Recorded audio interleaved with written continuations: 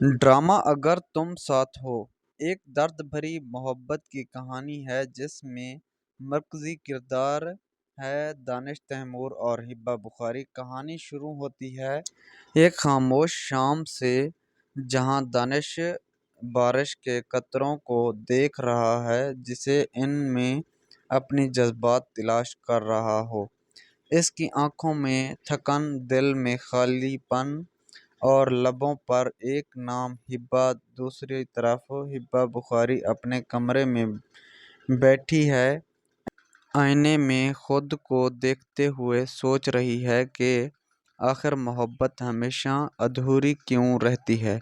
एक वक्त था जब यही चेहरे खुशी से चमकते थे और आज वही चेहरे उदासी से भर गए हैं। वो याद करती है कि वो दिन जब दानिश कहता था, हिब्बा अगर तुम साथ हो तो दुनिया की कोई चीज़ नामुमकिन नहीं लगती।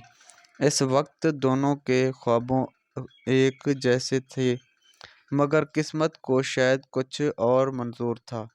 वक्त गुजरता गया, छोटी छोटी गलत फहमियाँ बड़ी दीवारें बन गई। एक दिन हिब्बा ने दानिश को किस तकरीब में एक लड़की के साथ देखा। बस वो मंजर इसके दिल में जैसे खंजर बन कर उतर गया। इसने कुछ कहा नहीं, मगर खामोशी सब कुछ कह गई। दूसरी तरफ दानिश हैरान रह गया कि आखिर वो बात जो इसने कभी कही ही नहीं, इल्ज़ाम कैसे बन गया। इसने समझाने की कोशिश की, मगर हिब्बा के दिल में शक बैठ चुका था। दिन गुजरने लगे और इन दोनों के दरमियान वो खामोशी फैसले बढ़ते गए जो कभी कम नहीं हुए।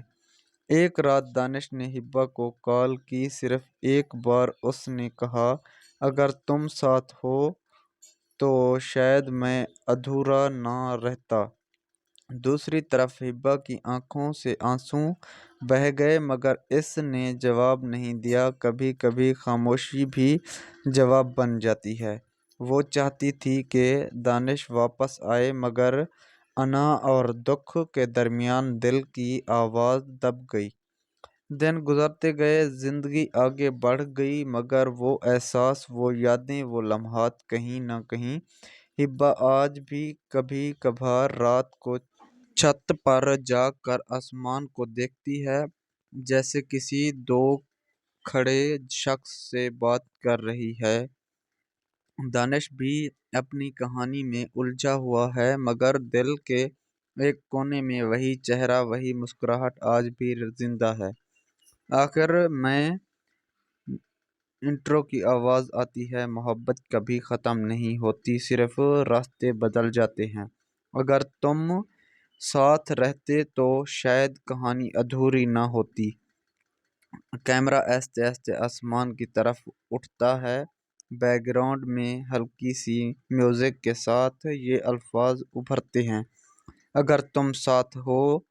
एक एहसास, एक ख्वाब, एक कहानी जो दिल में ज़िंदा रहती है। तो दोस्तों, वीडियो पसंद आए तो लाइक करें और चैनल को सब्सक्राइब करें और कमेंट में अपनी राय ज़रूर दें। शुक्रिया।